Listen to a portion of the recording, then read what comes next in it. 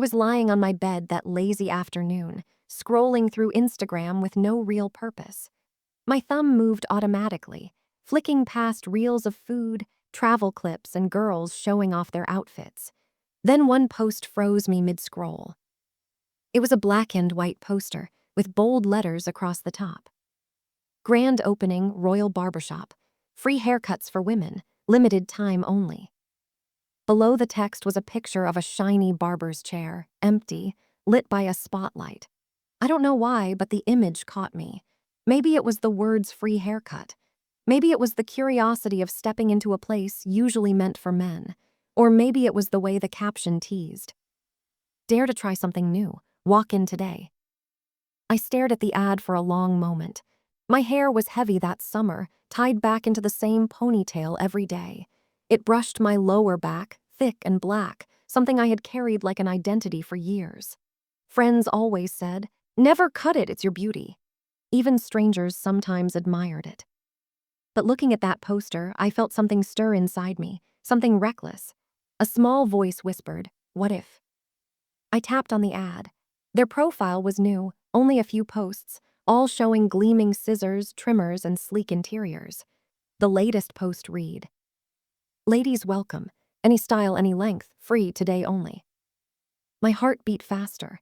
I told myself it was nothing serious, just a trim maybe. My ends needed cleaning anyway. Still, as I lay there, I couldn't stop imagining myself walking into a barbershop, the scent of shaving cream and talc in the air, men turning their heads as I sat down in that big leather chair. The idea felt dangerous, exciting. I caught my reflection in the phone's screen. My ponytail swung behind me, thick and proud. I lifted it in my hand, twisted it. What if they cut this off? The thought sent a chill down my spine, half fear, half thrill. I laughed out loud at myself. "Don't be crazy," I muttered. "Just a haircut." But my thumb had already pressed directions. I biked across town in the late afternoon. The sun was lowering, golden light spilling across the streets. My ponytail brushed against my back as I pedaled, reminding me of its weight, of what I was carrying with me. When I arrived, the shop looked brand new. Glass doors polished to perfection, a glowing sign above, Royal Barbershop. Inside, I could see shiny chrome chairs, mirrors lined with bright bulbs, and the faint movement of a barber sweeping the floor. I stood at the entrance for a moment, my throat dry. My heart pounded so hard I could hear it. It was just a haircut, but my body didn't believe that. I pushed the door open. The smell hit me first, warm shaving cream, clean talc, and the faint metallic scent of clippers. The sound followed, zzzzzzzzzzz, a clipper buzzing somewhere in the back, sharp and electric. A man's voice laughed. Another man's chair reclined. And then the barber noticed me. He looked up, surprised, then smiled. "Ah, welcome, you saw the ad." I nodded, my ponytail swaying as if it knew it was in danger. "Good," he said, gesturing to the biggest chair at the center. "Have a seat, today is free. For ladies, anything you want." His eyes twinkled. "Maybe something different." My mouth went dry. I swallowed and walked slowly to the chair, my sandals clicking against the clean floor. As I sat down, the leather groaned under my weight. The chair felt huge, swallowing me. The mirror in front of me reflected a girl I barely recognized, eyes wide, lips parted, ponytail hanging like a rope down my back. For the first time, I wondered if I had made a mistake. The barber tied a cape around my shoulders, snug at the neck. My hair spilled forward as he pulled the ponytail over my shoulder, thick and heavy against the black cloth.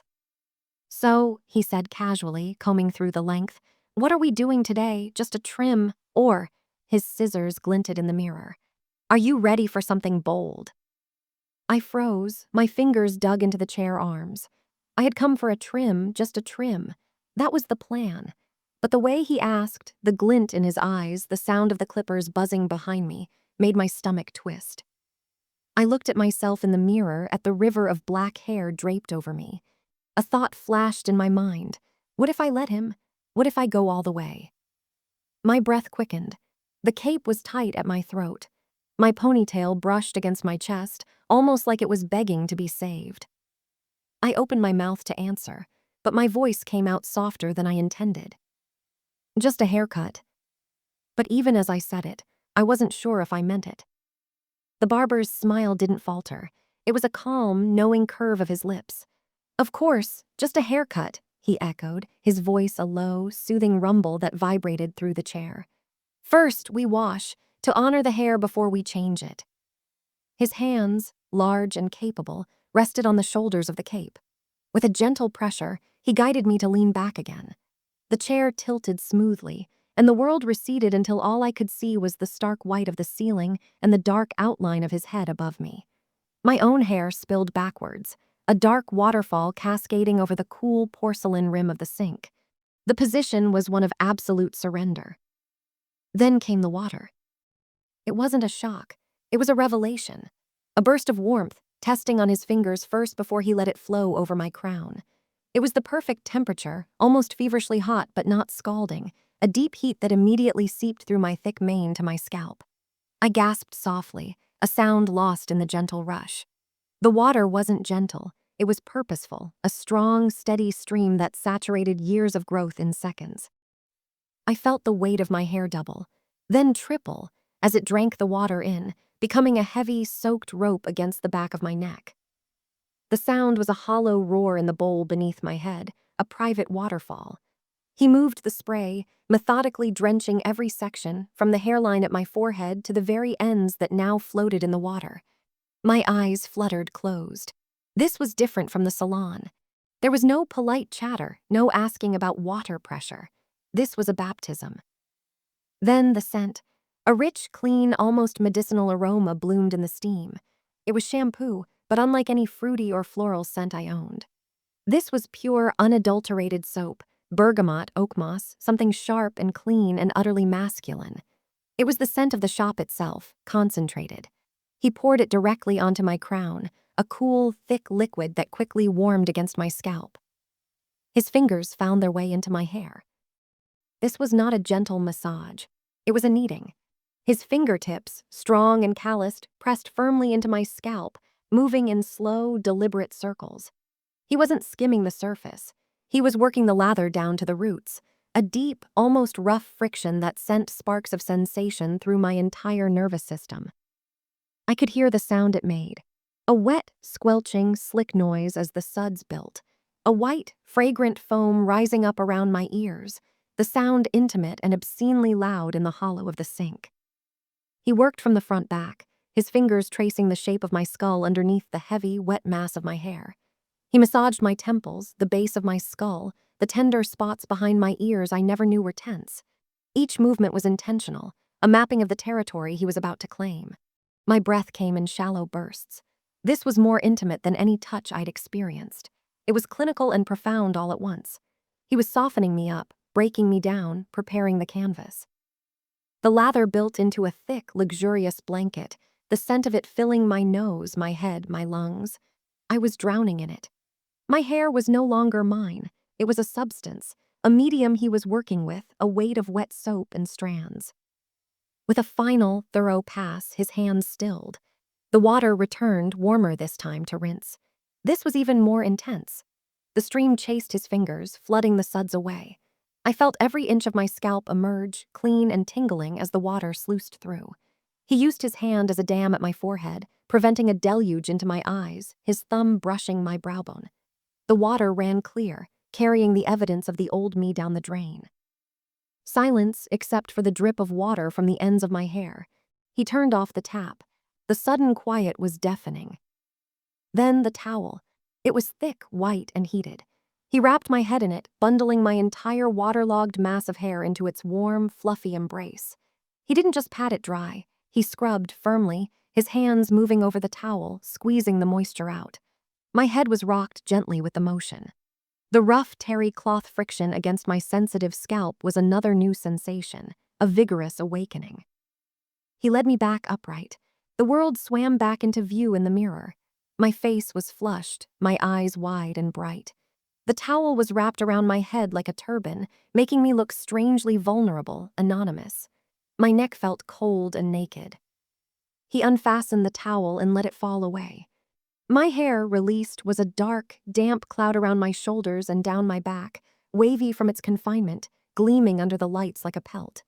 It smelled overwhelmingly of him, of his soap, of this place. He picked up a comb, a simple, black, wide-toothed implement. He stood behind me, our eyes meeting in the mirror. His expression was one of focused appreciation. He started at the very ends, the comb meeting the first tiny snag. Instead of yanking, he stopped. His left hand followed the comb, his fingers taking a section of hair just above the tangle, holding it taut but not tight. With a subtle twist of his wrist, the comb eased through the knot with a soft SSSKKKT* sound.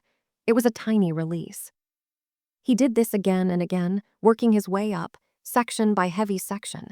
The rhythm was hypnotic. The gentle pull on my roots, the slight resistance of a knot, the soft, shredding sound of the comb teeth parting the strands, the release. SSSKKT. SSSKKT. It was the sound of order being imposed. With each pass, my hair became smoother, sleeker, falling into a straight, obedient curtain. He combed from the nape of my neck upward, tilting my head forward. I felt the cool air on the back of my neck, saw the pale skin there in the mirror, usually hidden by a cascade of hair. He was exposing it. His comb traced the line of my hairline, the subtle shape of my skull. He was learning me. Finally, he combed it all back, away from my face, straight down my back. It lay perfectly flat, a sheet of dark, damp silk, heavier than ever now that it was clean and ordered. It felt foreign. It felt like it was already his.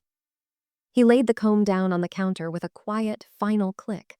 Both of his hands came to rest on my towel-dried shoulders. He squeezed gently. "Ready?" he asked, his voice quiet, but it seemed to echo in the silent, expectant space between the buzzes of clippers from other chairs. The combing stopped. The silence that followed was thick, charged with anticipation. Julian's hands remained on my shoulders for a moment longer, a final, steadying pressure. Then they moved. He gathered my hair, all of it, from where it lay slick and heavy against my back. His fingers were practiced, efficient.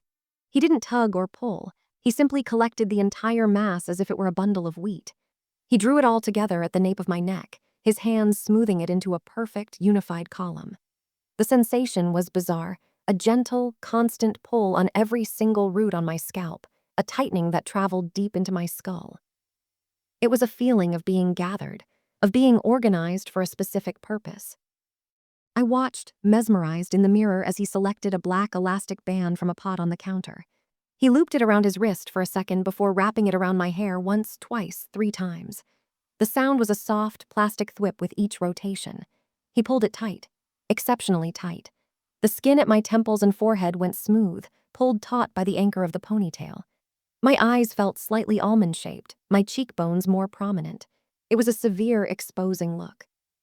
The weight of my hair, now concentrated into one dense rope, felt immense, a pendulum hanging from the back of my head. This was it. This was the point of no return. My heart was a frantic drum against my ribs. Julian didn't speak. He didn't offer reassuring platitudes. His movements were part of the ritual, silent and sacred. He picked up his scissors. They were not the small, delicate ones from a salon. They were shears, long and cruel-looking with finger loops of black matte metal. They caught the light, a wicked gleam. He held the ponytail firmly in his left hand, midway down its length. He squeezed, and I could feel the compression of the hair within his fist. He lifted it slightly, and I felt the roots protest at the new, upward strain. He brought the blades of the shears to the base of his fist, right against the elastic. The cold, flat metal touched the skin at the nape of my neck. I flinched at the shock of it, a tiny, icy kiss right above the cape. Then he began to cut. It wasn't a clean snip.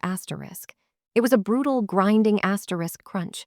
The sound was horrifying and deeply satisfying all at once.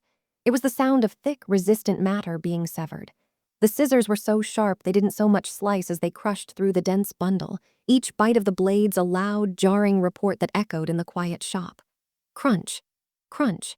The vibration traveled up the ponytail, through his hand, and into my very bones.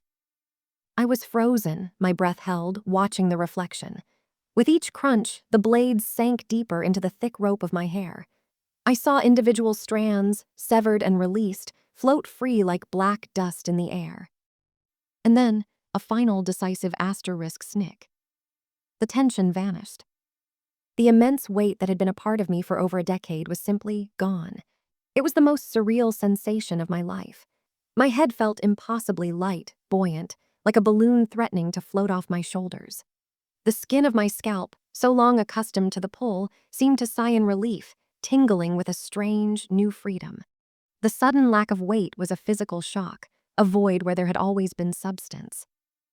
Julian was still holding the severed ponytail. It was a monstrous thing, 1.5 feet long, thick as my wrist, the end a ragged, brutal cut. It looked like an animal's tail. He held it up before my eyes, a dark, silken trophy against the black of his apron. A slow, teasing smile spread across his face. His eyes met mine in the glass, glinting with shared conspiracy. He shook it gently, and the dead weight of it swung with a soft, fleshy thump against his leg. "A significant change already," he murmured, his voice hushed, almost reverent. He placed the ponytail on the counter in front of the mirror, right next to his comb and scissors. It lay there, inert, a relic. My eyes were glued to it. That was asterisk me asterisk. That was mine. And now it was just an object on a counter. My hand, trembling slightly, came up of its own volition. My fingers brushed against the back of my neck. The sensation was electric. The hair there was shockingly short, a ragged, blunt fringe that felt like coarse velvet against my fingertips. I touched the naked nape of my neck, the skin there feeling incredibly sensitive, exposed, and new. I could feel the individual pricks of hundreds of severed ends. I looked back at my reflection. The girl staring back was a stranger.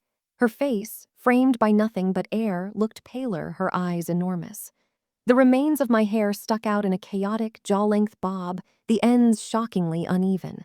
It was a brutal hack job, a mess. And it was the most thrilling thing I had ever seen. The drumming in my chest hadn't slowed. It had changed its tune. The fear was still there, a sharp, metallic taste in my mouth, but it was now woven through with a wild, surging euphoria. It was done. The first and greatest cut was made. Julian watched me explore, his smile lingering. He didn't need to ask if I was okay. The dazed, exhilarated look on my face was answer enough. He picked up his scissors again.